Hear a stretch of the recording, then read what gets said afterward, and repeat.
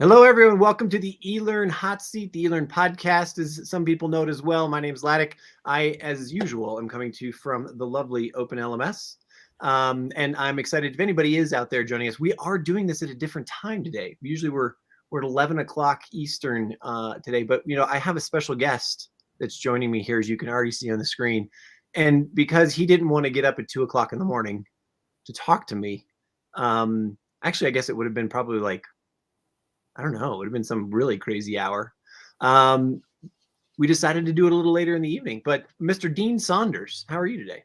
I'm very well, Ladek. I like your rebranding, by the way. You've dropped the Christian name, the first name. And I tell everyone, I know that I am forever going to get stuff about it and everything, but I tell everyone, like there's 100 million Stevens out there. Yeah. But there's only one Ladek, and so there you go. That's true. There it is. Now that I think about it, yeah, absolutely.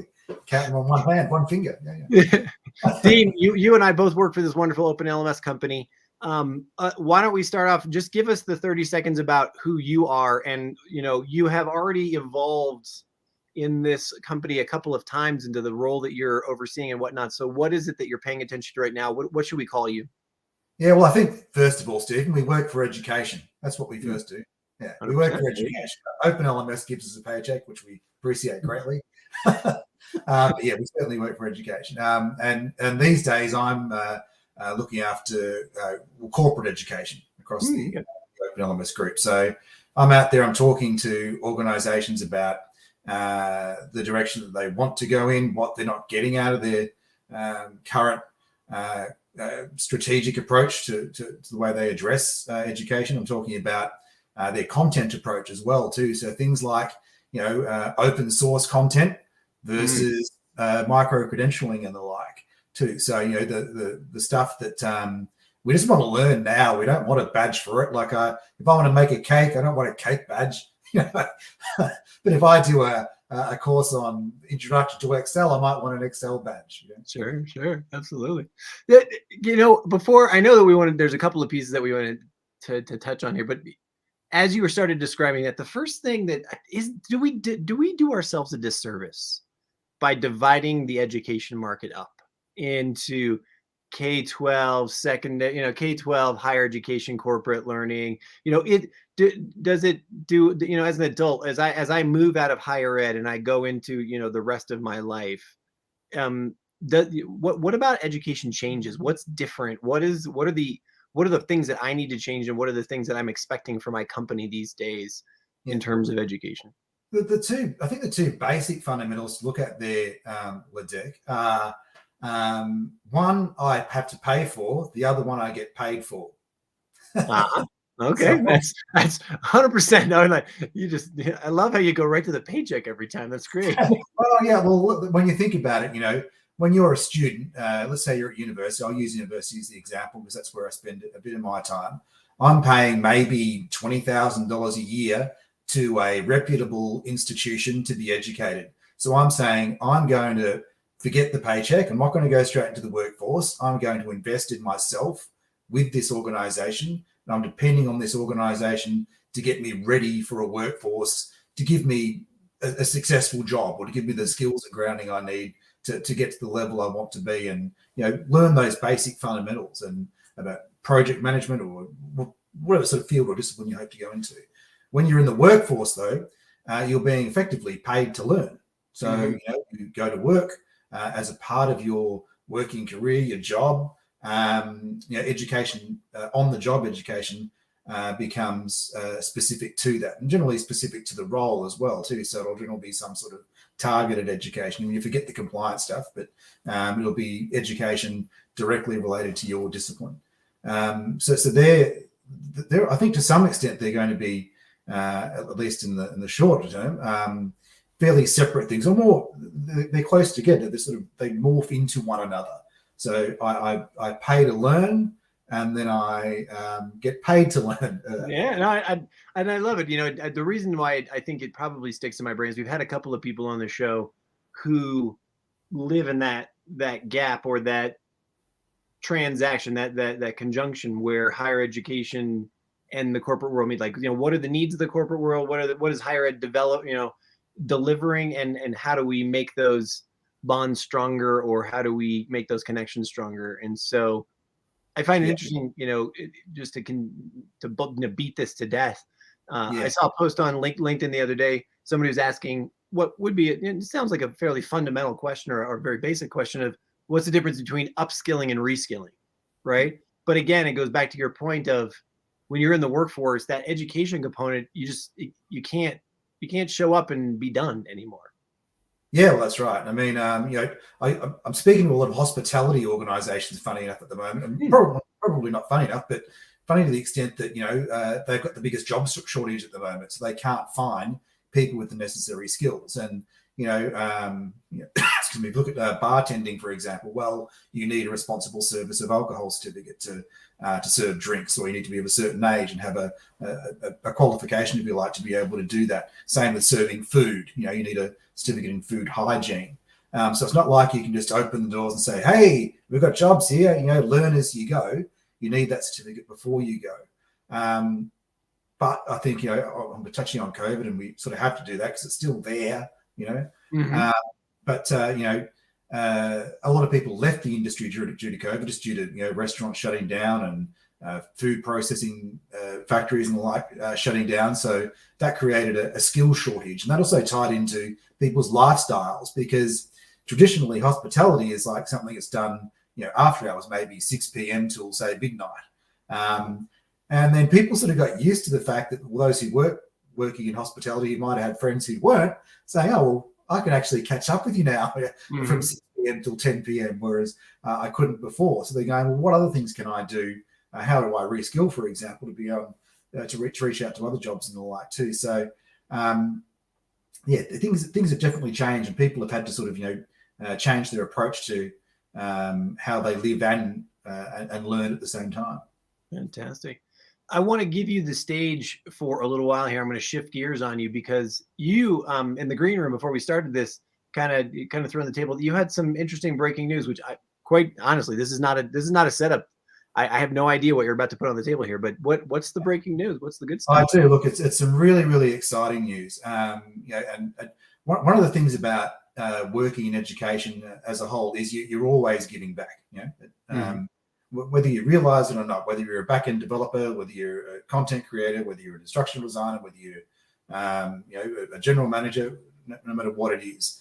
We have a social responsibility, I think, to use that superpower, if you like, to use that superpower appropriately. We're fortunate enough at Open LMS to be able to, have some cadence around how we help others in the community. And I had a call the other day from a previous staff member, actually, who reached out just out of the blue and said, hey, I don't know if this is in your wheelhouse. I don't know if you're in a position to help, but we are. This is a group of volunteers, from Monash University, who are a group of teachers and professors and the like, about 300 of them in total, so 300 volunteers who are spending their time with a whole heap of displaced, so 6,000 displaced students in the Ukraine. These are students affected by, obviously, the war, lost their homes perhaps, or lost their schools perhaps, and don't have regular ongoing teaching. So up until today, they've been utilising Zoom links on an Excel spreadsheet and logging into those. They've been affected by Zoom bombers and the like, dropping in on these sessions, so it hasn't been ideal. And they came with us just with a pledge and said, please help us. And can you do that? So I had a call very soon after that one with Phil Miller, obviously the managing director of Open LMS, to say, we've got to do something here. I mean, if this isn't in our wheelhouse to be able to help out, what are we in the business for? Right. And Phil's obviously immediate and violent agreement that had to happen. So, there's, when you see these types of causes, there's different ways to help, obviously. You can donate money, but the biggest thing I hate about donating money is you never really see what the actual impact of the money is. So, you think back to, Elon Musk, with Starlink, who immediately came to the aid of Ukraine and said, you got no internet? No problem. We'll change the orbit of some of our satellites and we'll help you out in that way. And it's exactly the same with us. You know, we were immediately able to move the needle and say, yes, we can help you. We can deploy a platform for you, which will allow these 6,000 displaced students to be able to access education from all of these volunteers in not just Australia, but also overseas as well too. So from Open LMS, we've already had hands go up as well to say, you know, after hours, I'd love to offer some of my support. Is it technical support? Is it pedagogical support? I'll do what I can too. So, you know, it's a really good uniform or unifying thing, I think, for us as an organisation, but also part of that corporate social governance as well too. You know, of being a responsible organisation who responds to these types of things. So, this actually came out of an all hands meeting where we revealed this to staff, and you know, the response is great. You know, as I said to them, you know, as you go into your weekend, you know, how great is it to share a story that I went to work today? You know what we did? Our software, the software that I work on every day, is being used to help out displaced kids, making sure they get access to education. Do we have any potential connections? You know, we have a fairly large client base, like in terms of content, in terms of reaching out to them and saying, hey, you know, could we grow the pie even more in that way, or is that too far out of scope? I love that unconstrained thinking, and you know, with these types of things, that's exactly what we need. So we need to be talking again to our customers, even people who aren't our customers, who want to be a part of this and to sort of help out in the cause. I mean, these are good things, you know. And if those kids, you know, we don't know how long this war is going to go for. We also don't know what the ramifying and long-term effects of the war are either. So we don't know how long it's going to take to rebuild that school, or how long it's going to take, you know, little Johnny or little Jane to get back home and get back to some sort of normality. So the more normal we can give them at this stage, absolutely the better. So yeah, I guess, you know, using you as a medium, Steve, what can we do across our customer base and people who aren't our customers? Just citizens of humanity can help at the end of the day. So I think we start ringing the bell. That's what we start doing. So that's absolutely fantastic. I'd love, you know, let's you and I stick a pin in that for our conversation right now. But I'm sure I'll learn about this in short order. But just to find that instance of you know, open edu that's out there, and to be able to point people to it and say, hey, look, how can you help? That'd be great. Yeah, absolutely. So yeah, so the platform's in the final stages of deploying now. So we're taking the Monash volunteer wing through a normal onboarding process. So they have obviously a robust way to deploy the system. Our onboarding team are engaged to help that get up and running as fast as possible. So yeah, great thing to be a part of. Very proud Open LMS stamp on it. Well, you know, it actually segues nicely into the next question that I had for you, or what I was going to talk to you about today was the total cost of ownership of a system like this, right? Like, it's going to cost us money as a company to, you know, create an instance and, you know, help with the training and provide support, et cetera, et cetera. But there's also costs that, you know, a typical university or a company bears when they are thinking about a learning management system. Yeah. I know that you've thought a lot about this, and I would be interested to hear you juxtapose, you know, what those different considerations are in terms of the corporate world versus the higher education world, and just what you consider, and, you know, like what do you even consider when you're thinking about TCO? Yeah, look, so I recently released an article on just this on our Open LMS website, which sort of breaks it down. But you know, again, we're sort of getting back to the newer normal now, and people are sort of taking this, you know, very responsive, you know, very aggressive response to getting something out there. They're coming back more to, you know, the LMS becoming that critical business tool for development of staff, for retention of staff, and the like. And you know, a lot of this falls down to those extraneous things that, you know, it's not just a platform you deploy and off you go, job done. It's like, you know, when we talk about education, you know, there is no done. When we talk about products, there is no done. You know, products need to evolve to be able to stick around. Otherwise, they end up in this boneyard that's way over there with lots and lots of other dead products that maybe shouldn't have been there in the first instance. You know, the whole point of launching any product, and a learning product is no exception, is, you know, a good product is designed to make an undesirable task easier. Mm. Yeah. So learning falls into that category. So not all of us love to learn. You know, we want you to love the way you learn, and we put a lot of effort into making sure that's the case. But in a lot of cases, it can be declared an undesirable task. So how do we make that better? You know, and just like not even undesirable, but it's just like, where do I fit it in? What, you know, I don't have the time. Like my wife and I talk about this all the time, where it's just like you get just the things that you have to do for your job or for your family or whatever. You know, at what point do you fit this in? That's a huge consideration. Yeah, exactly. And we see a lot of organizations not taking the time to actually factor in, you know, the workforce planning side of launching an LMS. So as I said before, you can't just launch it and say, off you go. I mean, you've got to think about things like, how are you going to market the LMS? So how are people going to be informed about, you know, what it is, what the immediate benefits are to them, what the future plans are for the product, you know, so, you know, users should be aware of new things that are coming, and how that will help them in their own lives. There needs to be workforce planning taken into account as well too. So workforce planning is an organizational cost. So if we're deploying learning to a call center, for example, well, at any one time while the course is rolling out, 10% of our workforce is going to be off the phones and not answering calls. So what does that mean to, you know, let's face it, the dollars and cents at the end of the quarter? Is that going to have an impact on the performance of the organization? Obviously, the content strategy, the cost of actually developing content.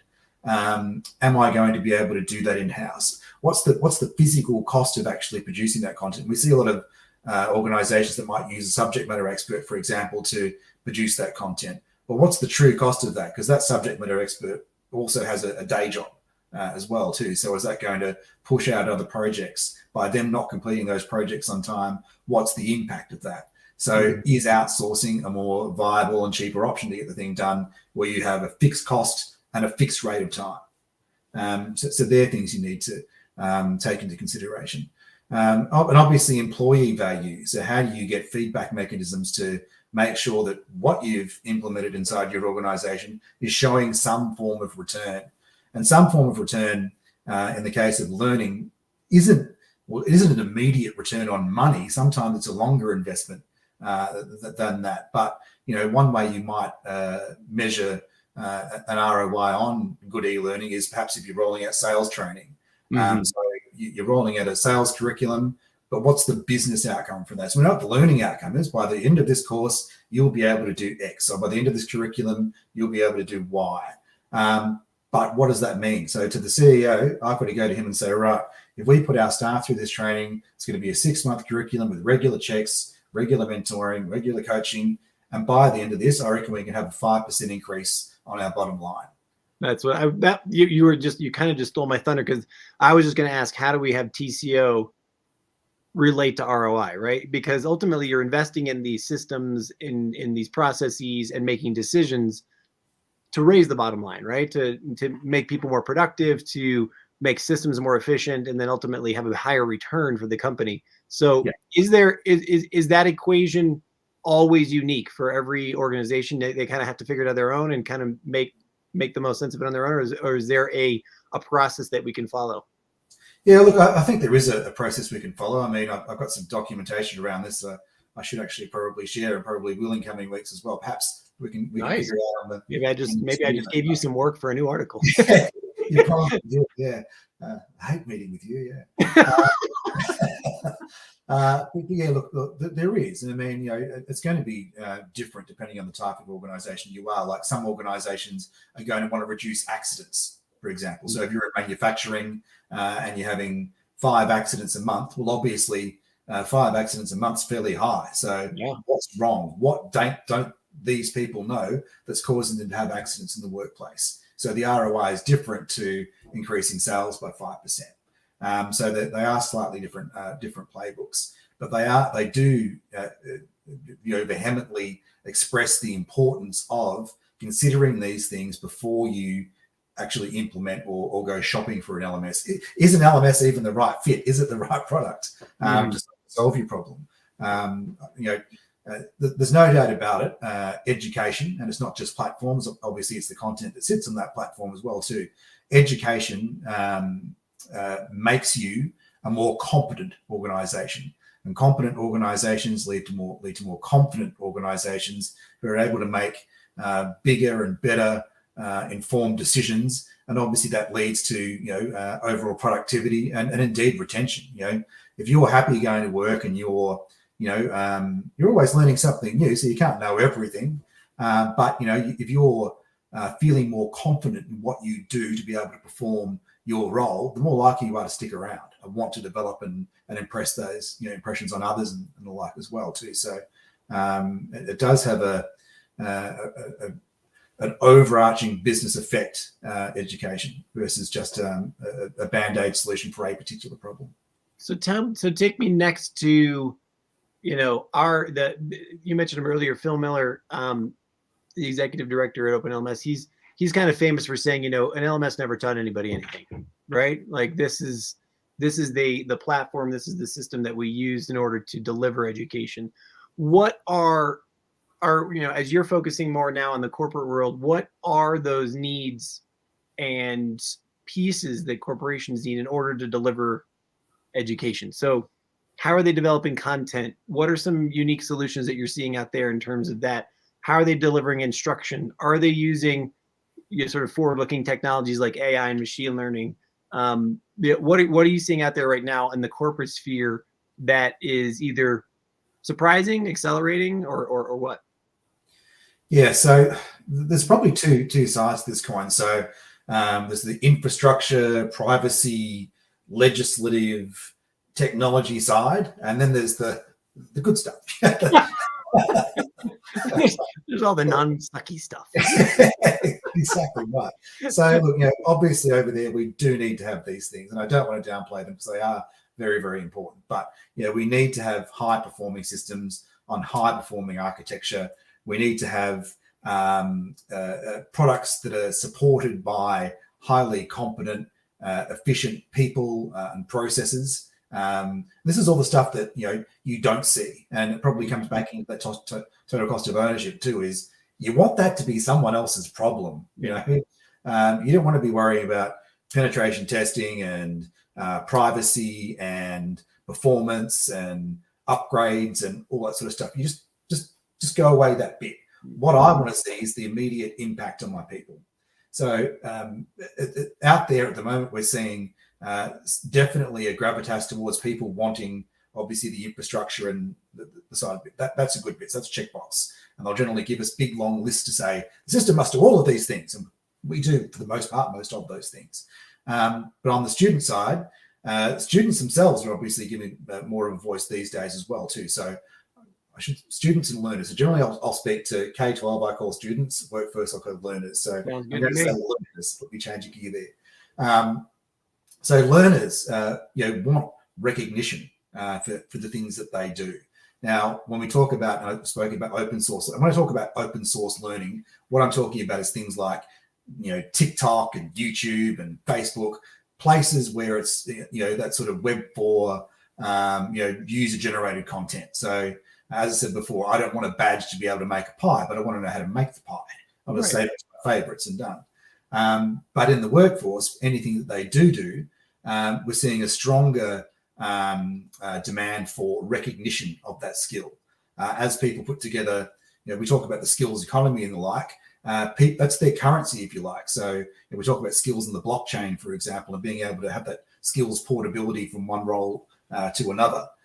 Which means something to your next employee or to that next job you're going for. People want ownership of those skills, and they want to be able to gather those skills as much as they can. On the CVs, the 90s, you can pretty much write whatever you want. But when you talk of NFTs and having ownership over digital assets, it's almost the same in the learning sphere. So you have digital ownership over your skills. So it's something that can be recognized and makes you more attractive for either promotional roles or roles external to your organization. So that's certainly a big one we're seeing. What, you just put all these different things on the table. I did not expect to be talking about NFTs today. That's another new one for me. How are corporations leveraging it? Like, I got to ask you, how are they leveraging NFTs right now in order to advance education? Yeah, well, look, at this stage, most organisations are just talking about it. Okay. Is that our next big thing? Certainly micro-credentialing is now the norm, if you like. Mm-hmm. And there's a lot of organisations that do it. We certainly partner with organisations that you can do it. There's a lot of open source organisations that obviously allow you to build your own credentials inside your organisation as well too. So credentials which have a rubber stamp, so you can move from, especially in larger organisations, from one role to another and have that verified that you've done things specific to your organisation. But yeah, look, the NFT space is certainly a new space, but certainly the universities will be making much more. It's talking in university space again, which I'm not allowed to do, but we'll be making more use of those transportable skills moving forward as well too. Yeah, it's a great conversation. It's probably another half an hour we can spend on it. Yeah, I find it fascinating because I love the shakeout, especially with the recent, kick in the pants that all crypto has taken over the last, 6 months here, and kind of it really hasn't recovered at this stage yet, but it's here to stay. I mean, right now we're probably using some form of blockchain or some form of web 3.0 in order, just the technology that's underneath this broadcast here somewhere. So, but I'm really fascinated to see how that continues to play out. But the question I really want to ask you is, as you have been focusing on the corporate space right now for a while, what are the interesting, what are the surprise limps that you're seeing in the, the shift to, the all remote work universe, or the demand to be the remote work universe, and corporations' ability to, serve that and continue to do that, but while still calling people back in? Or, are there just some unusual challenges in the education aspect of lifelong learning that you've been sort of surprised with? Yeah, I think people are more focused these days on self-improvement than ever before. I mean,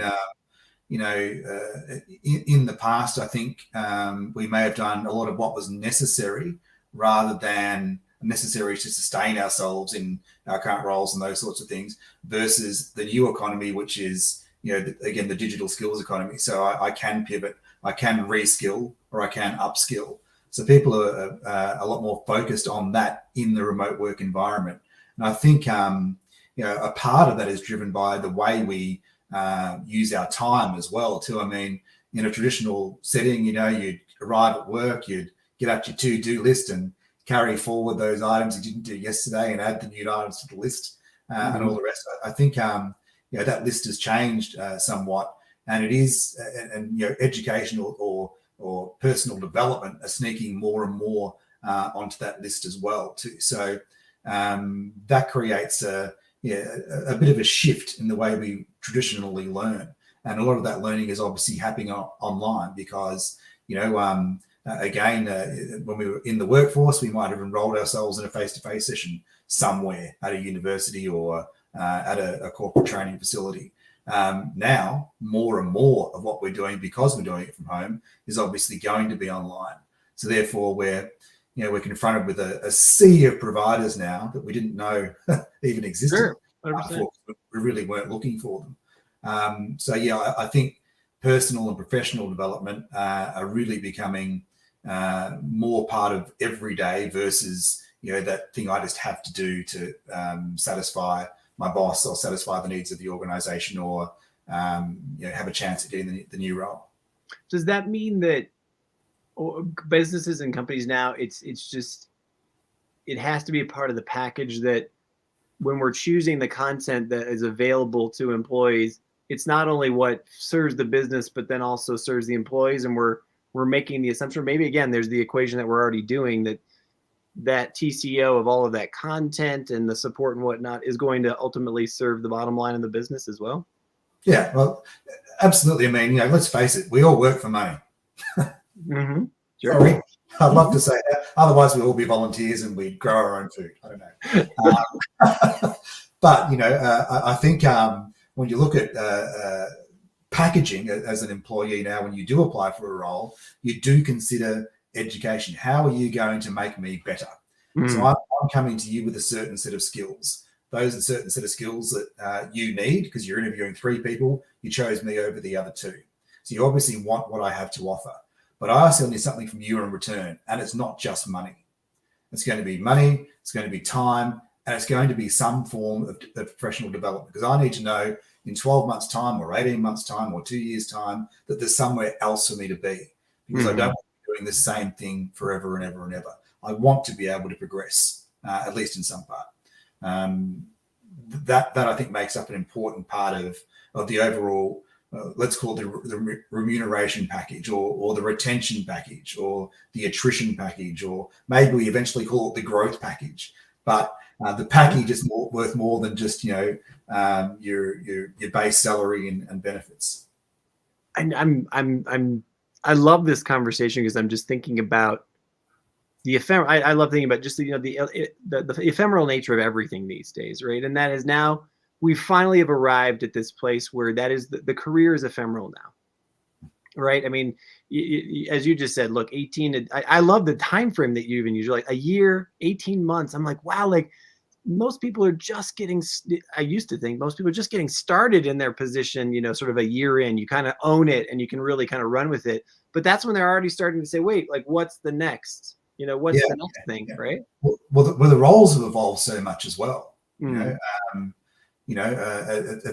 if you were a help desk manager, and you're really concentrating on the skills that a help desk manager does have, there's so many transversal skills in a role like that. So if you're a help desk manager, there's probably out of the 20 skills that an account manager might need, you might have 12 of them in your existing skill set. So you only need to fill in certain knowledge gaps to be able to make that move. And so long as it depends what drives your move as well too. Sometimes it's just change. Sometimes it's a sideways step versus an up step as well too. You just want to do something different, but you don't want to leave the organization. You've formed relationships there. You've worked with colleagues there. In a personal capacity or whichever. You're tied to the values of the organization and the success of the organization. So you don't want to leave. You just want to do something different. So it allows you to do that. Skills development. Fantastic. Final question for you, Dean. What are you tapped into? What are you excited about for, as you look, 2023 is going to be here before we snap our fingers. Like, Is there anything that you're looking forward to next year that is coming down the pipe? Look, I'm definitely looking forward to all the changes that we have with, or the evolving changes really we have with Open LMS work. Have to get that a little plug because 100%. Workflex. So yeah, certainly looking forward to that. I mean, obviously, certainly looking forward to the changes we have across EDU. I mean, our whole business really, even when we take into account content and the like too.